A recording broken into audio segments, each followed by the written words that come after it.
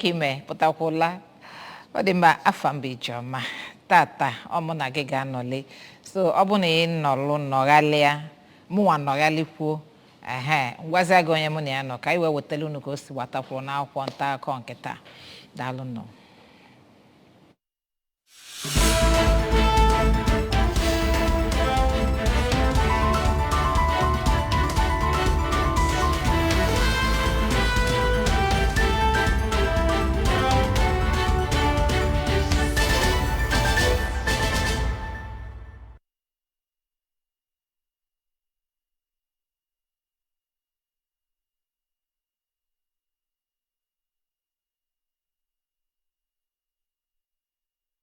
unu ọzọ daalụ nọ onye nọ yalụ m n'ụtụtụ a ka anyị wee nebanye anya n'akwụkwọ nta akụkọ bụ Nwafọ Simon Ezofoma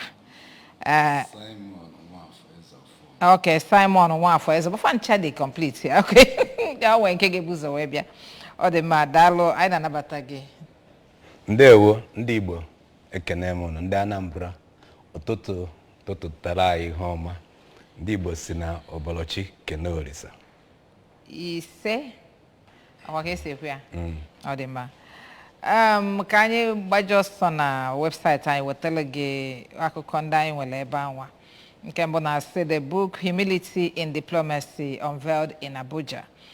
Then Joint National Association of Persons with Disability urges INEC to provide conditions for inclusive future elections. Anambra State Government taxed waste evacuation contractors on efficient service delivery. And then traditional ruler of Umuobanam, Ekwalo, urges Anambra residents to support Soludo's sanitation initiative. Akụkọ ndị a bụ ndị anyị nwere na webụsaịtị anyị. Anyị ga-ebido n'ana wee kọlị ya gbagotebe dịka o si gbasa ịdị ọcha na Anambra State. Akọ nke ikpeazụ na-asị na traditional ruler Umuobanam na-asị ndị Anambra ka fa kwado gọvanọ anyị bụ Soludo maka atụmatụ ọ tụpụtara maka idebe Anambra ọcha nke na-esi esi Anambra State Government tasked evacuation contractors on efficient service delivery ka o sikwa gbatakwa idebekwa obodo a ọcha. Simon Nwafọ ọ dị mma Ezofoma. thank you ndị be anyị ekenekwa m n'ọzọ ọ nnukwu ihe onye ọchịchị onye eze na-achị ndị Umuobanam kwuru bụ ihe kwesịrị ka akwado ya and okwu gọvanọ anyị tụpụtakwala na okwu otekele idebe Anambra ọcha magburu onwe ya maka na a na-asị cleanliness is next to godliness. Ọ bụ na onye edebere biya ọcha edebere onwe ya ọcha a sị na onye yiri nkịrịnka akwa agụ ya nkịrịnka okwu otu onye kpọọ ọbịa mkpọkọrọ agbata obi were ya kpọọ ntụ so ọ bụrụ na anyị edebere be anyị ọcha ndị Igbo na-asị na onye kpara nkụ arụrụ si ngwere bịakwute ya ọrịrị ịma na ihe anyị na-eme invite bụ ọya dị iche iche bete ọ bụrụ na anyị gba mbọ debe be anyị ọcha debe onwe anyị ọcha debe ndụ anyị ọcha then ihe niile anyị na-eme ga na-aga ọfụma so gọvanọ tụpụtara atụmatụ a dị mma dịka Satọde gara aga ekwuru ka ndị lokal gọọmenti dị iche iche mee ya ọ magburu onwe ya onye ọchịchịkwa onye na-achị eze na-achị obodo sọpọtụrụ ya ọmaka and anyị niile kwesịrị ka anyị tinye aka then ikpochakwa n'ahịhịa ndị na-ekpocha biko nye aka maka na aka weta ọnụ eju ọ bụrụ na ndị mmadụ ekpocha gota ahụ kpochaa ihe ọ na-agba ngharị otu mmadụ ga-esi nọdụ iru gota biya sụchie ide a na-apụta na main road na-etiwasị ụzọ sọsọgodo na iru gota sụchiri anwụnta na-ata ndị mmadụ kedu ihe ọ ga-ewe ọsọgodo ọ ga-ewe na ọ ga-ebu na-achị Naijiria ịma ji aka ikpocha ịchọ ndị ga-etinye n'ọrụ ka ha kpochaa iru gota be ka ọ na-aga aga so ọ ga-abụkwa na ụzọ gọọmenti na-arụ ama na-emebisi and onye ọbụla ada ekpocha iru biya gosiri na ime ụlọ biya ọda adị ọcha so ọ dị mkpa ka anyị gosi na anyị bụ ndị maara ihe bụrụ ndị Igbo ndewo. Ọ dị mma ikwuru maka ndị na-ekpocha ka ife a ga-agwazi ndị na-ekpopụta because ọ bụrụ na agwa gị kpopụta afịa wụsị ebe a ekpopụta ya wochie ya ụzọ ma ọ wụsị ebe ekwusi awụsa na a na-ekpopi na-ekpochi ọ na anyị nwere ozi traditional way anyị si eme afịfịa anyị dịka ama m in those days anyị ka pelu mpe abịara ọkọlife ndị na-ele ule wunye n'ugbo ọ na-serve as manure chili ndị ada elele suo onye ọkụ chipịa n'iru ilo suo onye ọkụ ịghọtago so anyị nwesịkwa those traditional way of ime ife a ka ọ maka urbanization mmanụ ndị egwu ihe mere mkpu dị nwoke n'ọnụ nwaanyị bụrụ ụzọ tibe a sị na ekwute ebe dị onye ọya mma osisi wenyete ya isi ihe anụnwa bụ ebe m chọrọ imetụ aka na amaghị m otu ndị be anyị bụ ndị Igbo sizi eme ka a ga-asị na anyị na-eluzu our values. Onye bụ onye Igbo ga-ama na dịka i kwuru bet ọ bụrụgodu na ọ ya ka m ji bido na ndị na-ekpopu biko maka na ọchọje mgbawa si na alụrụ ya anya o nwere ike ọ bụrụ na ekpopụta ya ekpopụrụ ya onye na-eru inyi ma onye chọrọ imetọ ihe achọ ụzọ ihe ọ ga-ebido aka mana ana m agba ọ na-adị surprise na ị ga-apụta n'etiti ụzọ mmadụ si aga mmadụ eburu ikpo afịfịa buru akpa ahịhịa o kechiri ekechi tọgbọ na ya dịka i kwuru ọ bụgodu na ka a sị na enweghọzi ndị ugbo dị nso na urban area ebe a na-atụfu ahịhịa then ndị ga-akpọ ọkụ ịkpọ ọkụ ndị ma akpọkọ n'ọkụ o nwere ebe a na-edebe nwere ebe ndị aka na-adọkọ ihe o nwere ebe dị mma ka adọkọ onye ọbụla ṅụrụ mmiri ara ọfụma adịghị nke ọ ga-abụ na ọ ga-ekechie ngwugwu afịfịa buru ibu tọgbu ya n'etiti main road maka inega anya ụzọ ọ bụgodu na onwe ha onye fụrụ ya o gosiri dat na n'ime onwe ife efọlụ onye ọbụla uche ọkụ onye fụrụ ị ga-ama na uche ifọlụ ofu mfu ọkụ ka oge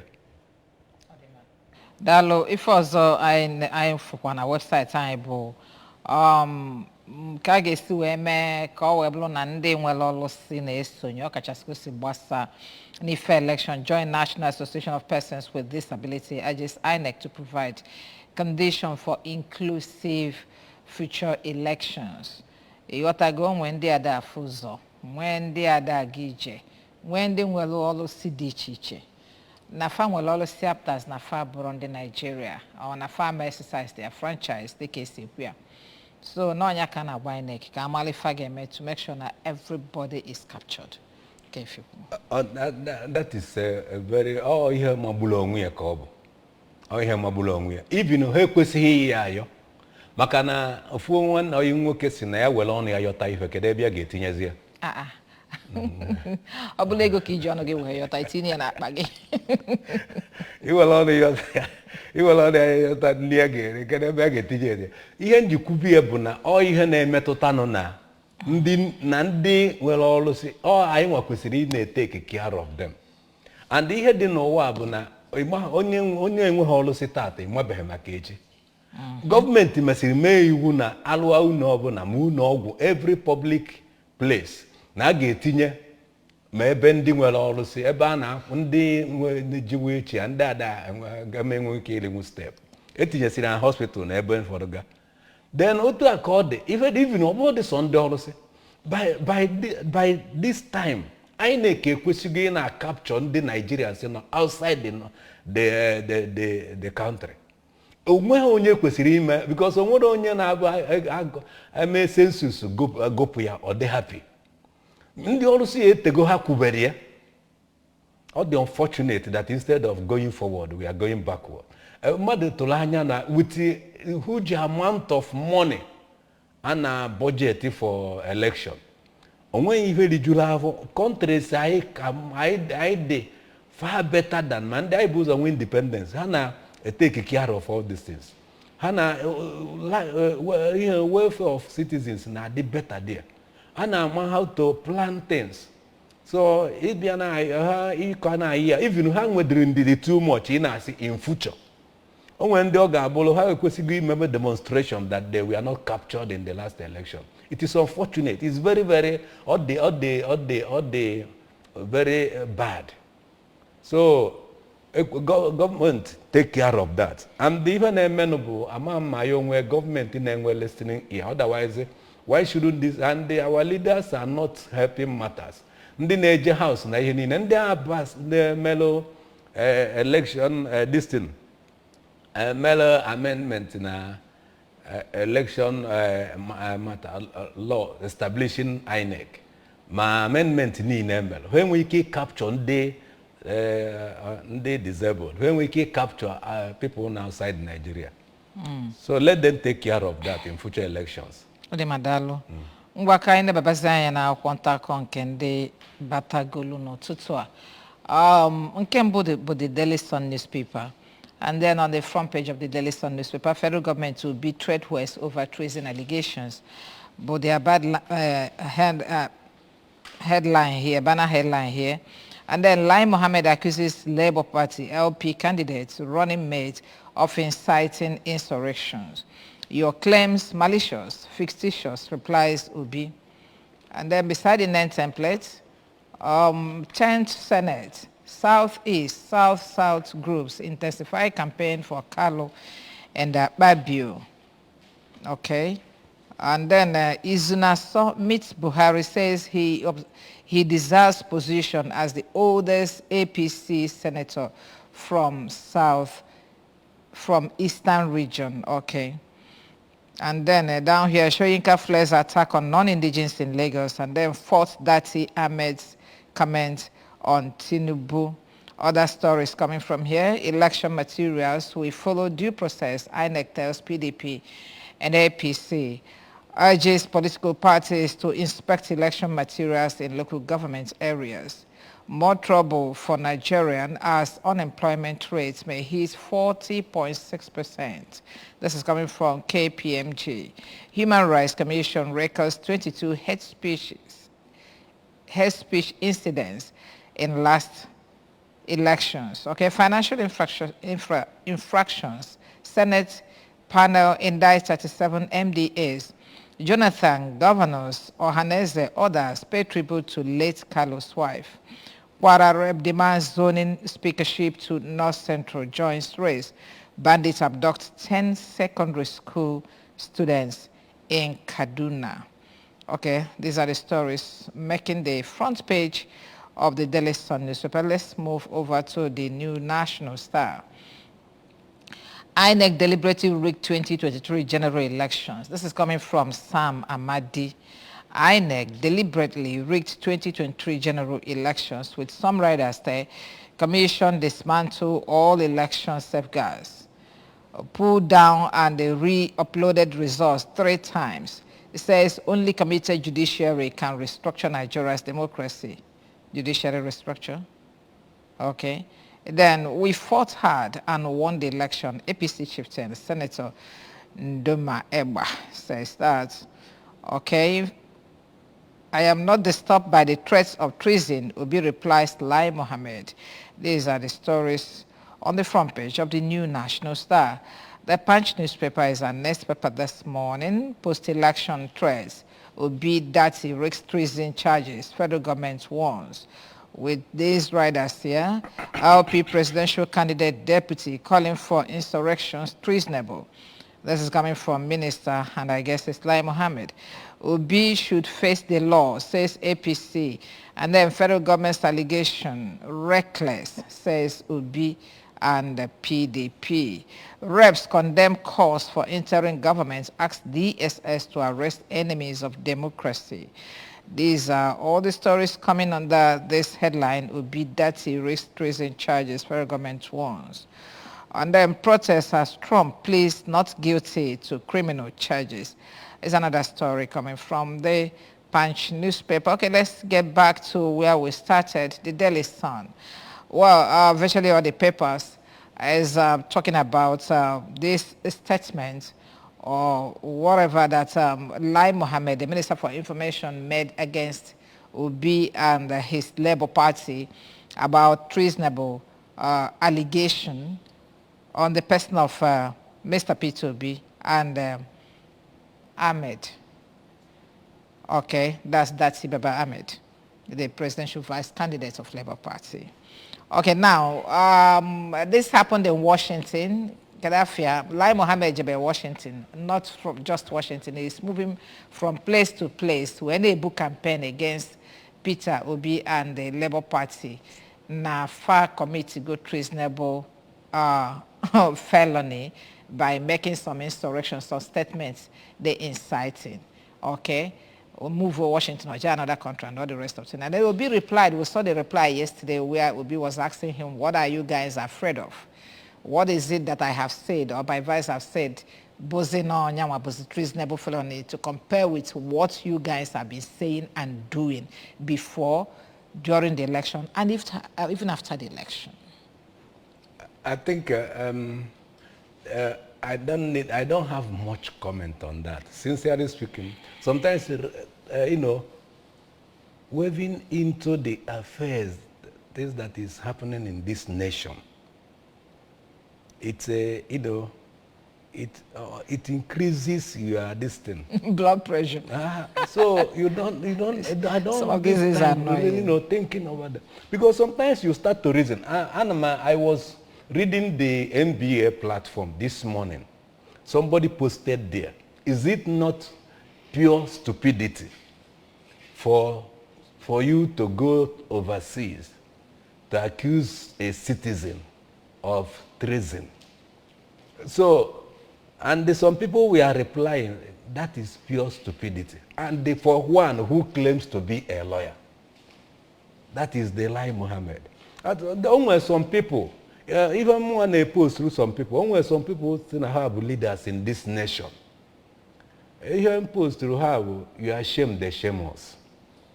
That is the simple thing for them. Makana position no. And but I think I agree with somebody. It's not that deep down in their conscience. Nafamaro the truth. Now these are just mechanisms to cover, to divert attention. Impunity. To just impunity. Just impunity. Carrying out illegality, crime with impunity. So they know what they are doing. Let me tell you, the main fact, if they know what they're doing, they know what they're doing. So who do they think that they are deceiving? That does not know what they are doing? They think that do they take us for fools? We are just in the children. No, if you saw as long as I think some of them na just na know that nienyefa. That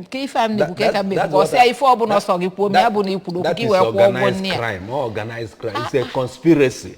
When they sit down, and as a draft, where will you push this one now? It will not fly. Okay, let us push it this way. Not that they don't know what they're doing. Just like the paper that carried. I completely agree with it. That INEC deliberately, right from day one, I said it here, that the INEC chairman, Amasin Omaro, what they are just doing in a way to swallow what they have eaten. That is the point. They know that Obi the man is pursuing a genuine cause. So they want to bias the minds of the international, thinking it is possible. Even any member of the international community that seems to support them or to buy their mischief is not doing that genuinely, or maybe to gain access to our oil and our economy. That's that was one thing Obi said again, now that's his write-up. Also, now, the international community in a move from place to place, we need demarcate him. It's also going to facilitate their observers na this election. And now observers for Fuchago case election, where they can make report reported back to their countries and make election cigar. So can only chase the fag believe, or if he in a bagadi go a kage when keep can the fact commission to go and wear first hand information of what happened. Ka onye iche na fa ga believe. Ai ma if I na-ekwu na ya na-eme ife ifele na-eme mmadụ. Ọ na-eme ifele. It's like onwe ka m si afụtazi the whole thing na anya mazi ife na I just emeghe ọ na na-ekwu okwu. Are you blaming some Nigerians, some young people who brought out their Nigerian passport? Tore it. I'm telling you, because some people who cannot hold their emotions will be fed up with this nation. I know. How would you be proud of such a nation? How would you be proud of people who are reasoning this way? Ọ dị maka anyị gaa n'iru ka anyị kpakene maka ife ndị senate anụnwa. A na-afọ ekwu na south east na south south na erijiki for Kalu and Akpabio. Mana there is somebody finally etinyela ọnụ izu na-asọ, and that izu na-asọ has gone ahead to tell Buhari na mụnwa bụ the oldest serving APC senator from the east. Na mụnwa bụ onye deserve lefa. Ịma na ife a na-eme ajụbugo m ife a kedu ife bụ na ya nara afọji mụ common front ọ ife a mee mgbe senate president lobulu unu ọ wee bụ na ọ ga around the whole state o si Ebonyi pụta ọbanye Anambra, o si Anambra pụta ọbanye Imo, onye achịa 3 months olituo, onye nke a wee si otu a wee dọkagide onwefa wee dọka anya for the period olofa ịghọtago kedu ife bụ na ya na-represent mụ common front si na anyị nwa bụ ndị si ebe a wee pụta na onye aka anyị kwụ n'azụ. I can now when I made the comment, you are ashamed the shame was, I didn't particularize it to one person. When those who claim to be leaders, one no na agbajo egwu, okay, ko anya na aka. One day no na etiti na agbajo egwu, ihe aka iga na eme na ekpute iru na ani. Na eme otu a. One no na agbajo egwu. Ife la de eme onye ala ụmụnne ya. That is even not the funny, ka ngwa imadi even asoma. The other day, these are politicians. Are they comedians or are they politicians? I'm telling you, I told Mahmoud the day Kalaputa. I know Odika in the movie. I went to the president to inform him of my ambition. He was Senate president. So that one the press. He didn't say it. We just laughed. I will go now to Tinubu. Tinubu tells me to stop, I will stop. No, look at the reasoning. If we members of the Senate, Senate president, you are not being using diplomacy, negotiation to win, the opinion. Once you had a party caucus or the Eastern caucus, Kedi the purpose iji won't any agenda iji agano to influence Buhari. I see Buhari didn't say we laughed. Ona amuna ikuya. They all movie. Na that my Buhari they laughed. Or no Buhari agwa hear anything that they just like Niaga got to Tinubu. I will not Tinubu see Ghana. You don't even have a mind of your own. You don't have anything to present. You don't have any agenda. This type of leaders, beacon. Odema, Kainaga, showing Flair's attack on non-indigenous in Igbo. I read his comment somewhere as he was saying that now what the Yorubas did to the Igbos, they're very, very shameful. And now no such thing na they fan a watch na movie just like we're saying. Now more than such thing the possible. How can you treat a Nigerian like that? You got to go. But I was waiting for him to, reading to see where he apologized on behalf of his people. I didn't see that. And then now, if I was waiting 11, I offered to Dati Ahmed comments on Tinubu. Dati Ahmed's comment on Tinubu Bunkebialo just yesterday, 2 weeks ago. Mana, if you before election, during election, and after election, what on your thoughts personally on that? I just group on your Cindy Yoruba. But there are some principal people that says things and they carry the threats and the whole lot of things. Nobody is mentioning their names. That is why. That is the point. That is why I'm not in a hurry to commend him. First of all, let me commend him for even establishing the fact. And in the law, we used to say follow facts. Now, it is an obligatory fact that he made this comment. Even if he tries to dodge from it tomorrow, I get what that now. Even the men the Kiha na movie. I'm telling you, I watch here in Nigeria. How Keko Mason have Madofunobi. And that is the problem. They will push you to the wall. Okay, look at all that happened within the election. so see ihe pikiri maybe interpret in different angles bụ na iwu anyanwụ si that na ndị mere na-emekwa n'ife a bụ rascals, not political rascals. I seen iwu anyanwụ two persons rush ya na. Some people sometimes that might be an element of madness. Some people are not behaving normal. Because how can a human being normal gafu ka even obugodo onye iro o nwere ife aga na-eme ya ị ga-asị na onye ọbụla fọrọ ife aga ama afọ no ife ndị ma ife. So what I'm saying bo first of all let me commend him for establishing the fact that what happened is man's inhumanity to man. Obugodo na obu a citizen, obugodo na obu a citizen of Nigeria. International this thing law, they are against man's inhumanity to man. So that is the point. Then nke ihe naze nke ọzọ ọ bụrụzia na o si na that kwuru nke a kwuwe nke a, that does not hold any water.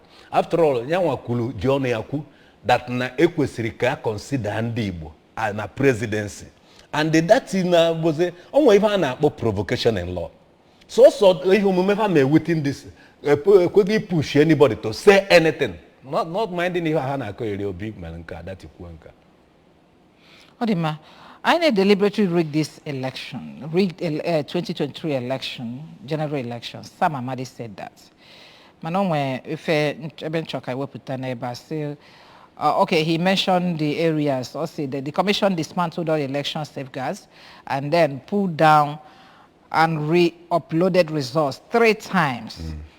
And then, and if I now upload Aburufu, the says only committed judiciary can restructure Nigeria's democracy. You are from the judiciary family. I understood what he's saying, and that is true. First of all, even other persons are saying it. INEC has failed us. The only people not, to some, even to some, they don't even have hope in our judiciary again. It is clear. Because having considered what transpired within the, some instances saying, well, there are many people who was hope, and was faith in the transparency and the credibility of the court, of the judiciary. But the point is, we don't have choice, we don't have option.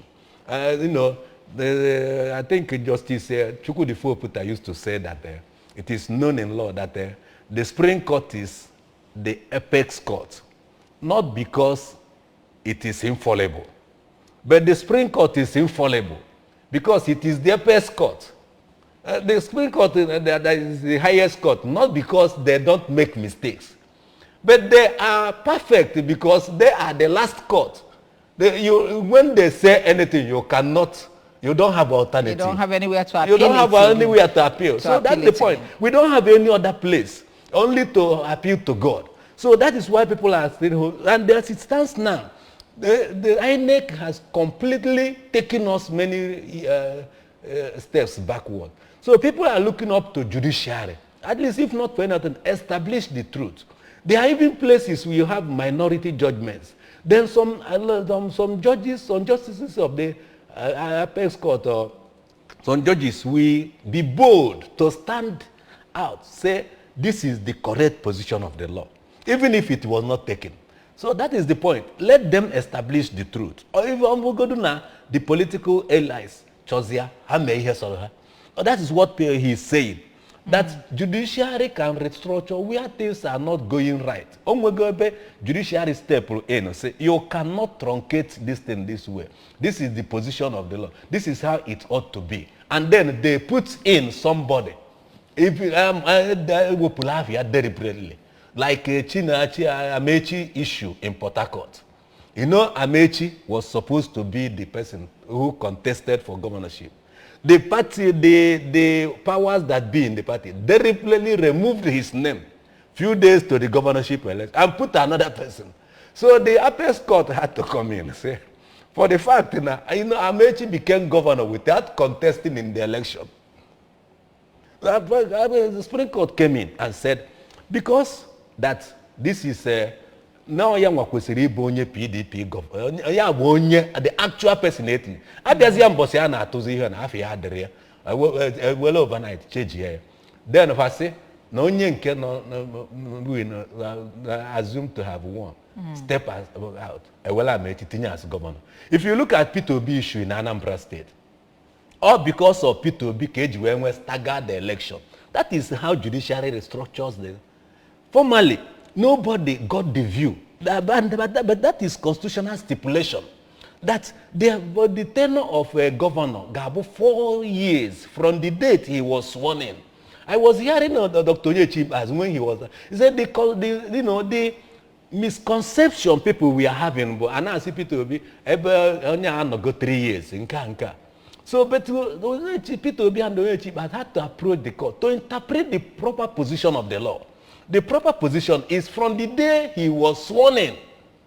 People now say, "Oh, no, Anambra can election for each." If that will make us now, I'm all that all the possible. Any state here, a delay governor, we are in. Governor must reclaim a mandate here. Then Mbosia hoji banye kageji mebezi election. So that is the form of restructuring. As a lawyer, do you see the judiciary restructuring Nigerian democracy, judging from what has happened recently? Ajima Ifeman and Ahmed Lawan that did not, that contested 3 times, violating the electoral laws. 2 times, contested presidency, and then that of the Senate. Okay, Supreme Court we see na nyagaba no nya wini. Igotago judiciary when the same judiciary is na kwa sign off on a restructure line democracy. O tu aka agesi we restructure that democracy. By be ifenke mo wana agro law makwana this is wrong based on igotago the electoral law anyu well concern elections. That is true. If listen answer when say that even many citizens lose go hope in the judiciary because of Woyendi Meleme in recent past. But the only thing na young alternative, a young option. Because some people they say go to court. Farmer that eager hypothetical locate maybe demonstration. Mosina you will not go to court because he gonna court. Are you saying that Are you saying that those we are these the lawyer if wasn't there on the Supreme Court? The Supreme Court justices. Are you saying no one fire gafame? Unenwero commission? Can you forget the rule of the Judicial Commission and the whole lot of things? Now, can't you call them back? No, look at it. That it will still follow the legal process. Look at what the point I'm making. Now, why I said what I said, that somebody can still start redeeming his image from some. That is when I said I may appeal, let them restructure. For instance, I was so happy. And the many Nigerians all of recent that the justices of Supreme Court take part where they Imo State, Balfort, where many people are mabu here. Of recent reveal, and the American government take note of that. Deny the justices visa. What is visa? No. You throw a whole nation into a chaos. We are talking of visa. Must you travel? No, if they deny you visa, you stay in your house. No, look at it. But it is a dent on your image. Which image? Do they have image in this country? No, international this thing course.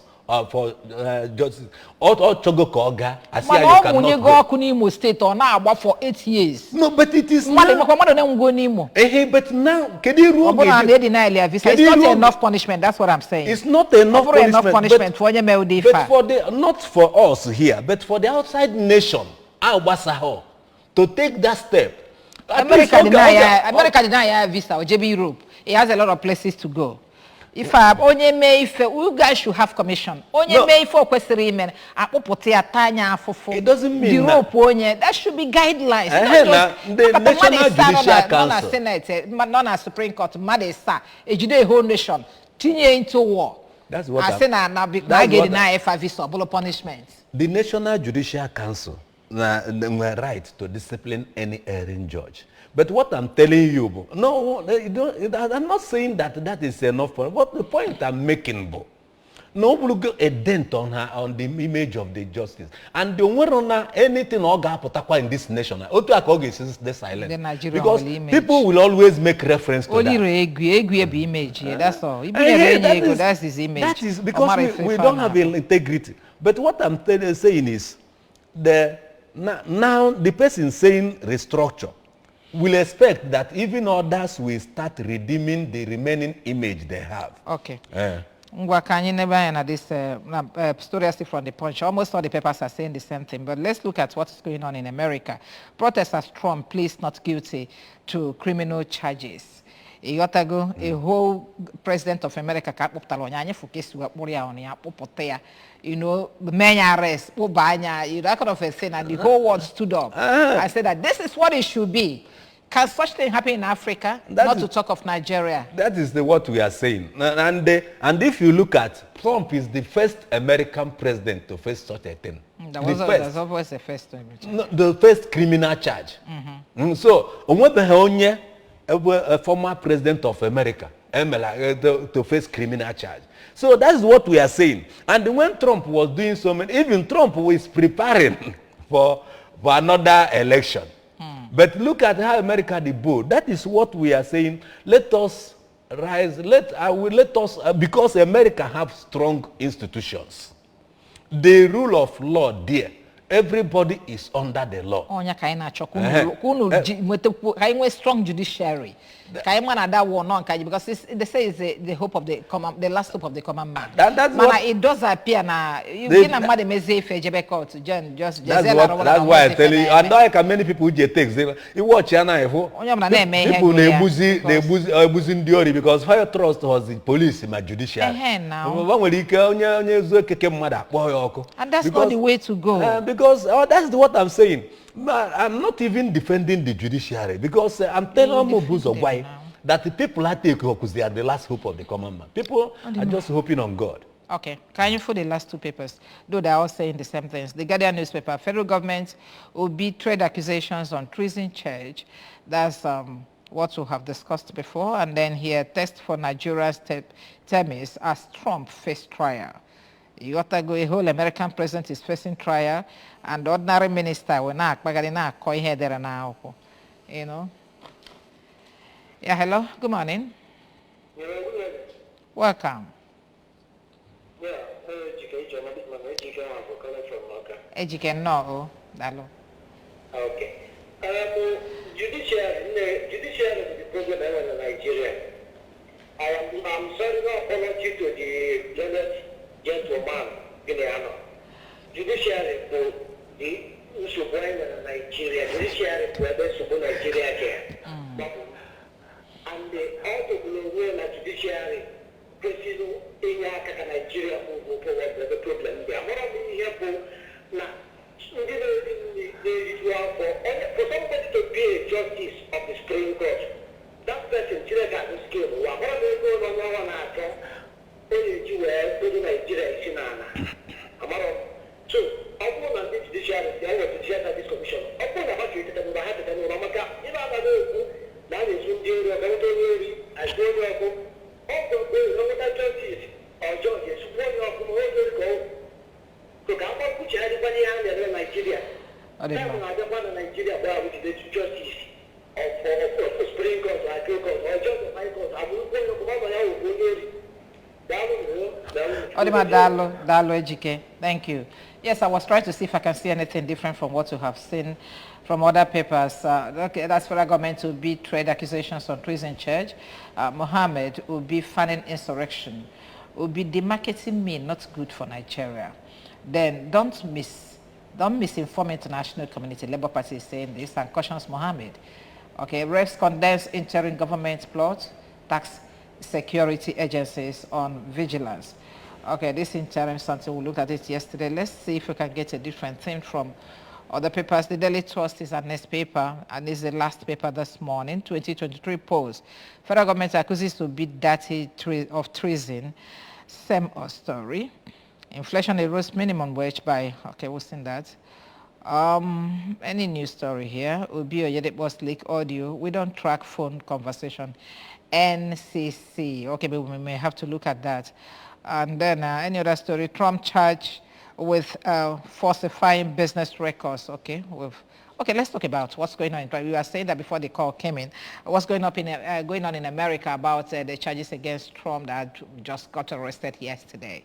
It made me happy, at least to show Nigeria and other African nations that nobody's above the law. And the point is, if the people you are saying to show, if they are ready to learn, are they learning anything from what is happening in other? Because we are just adopted the American system of government. Are we trying to learn how America operates their own this thing? That is the point. Look at what is happening. Just as the person who called, if I see a Nigeria, America would be, they na champion democracy. They practice for over 200 years. Our politicians see buego. Ogwana this president of Senate na anazon even in anazon. Or maka iji luolu di or kwa maka position na if organ ma attract. Or na if organ ebute na adawa like the young man who said.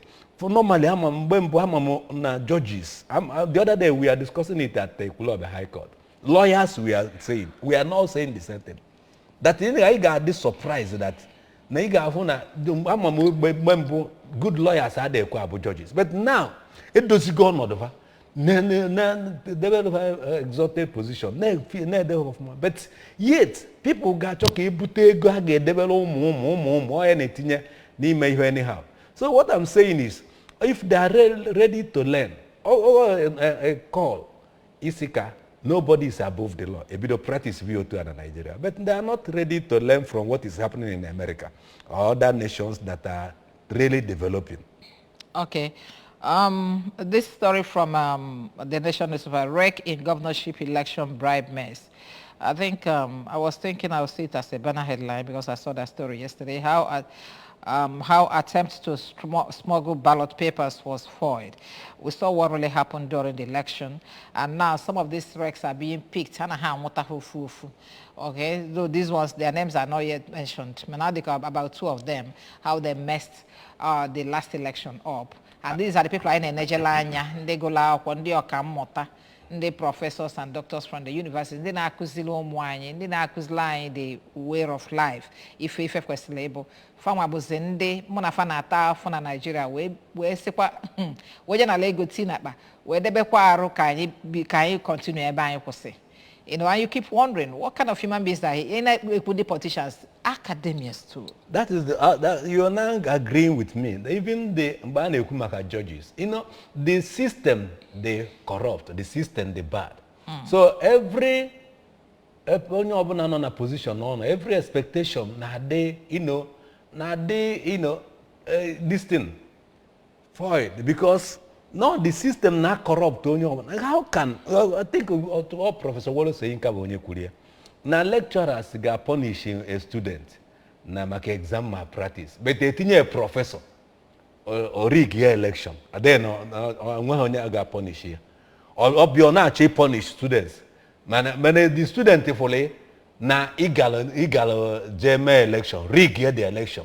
Then he now blame me. And the student wants to rig the exam. To rig the exam is try punish here.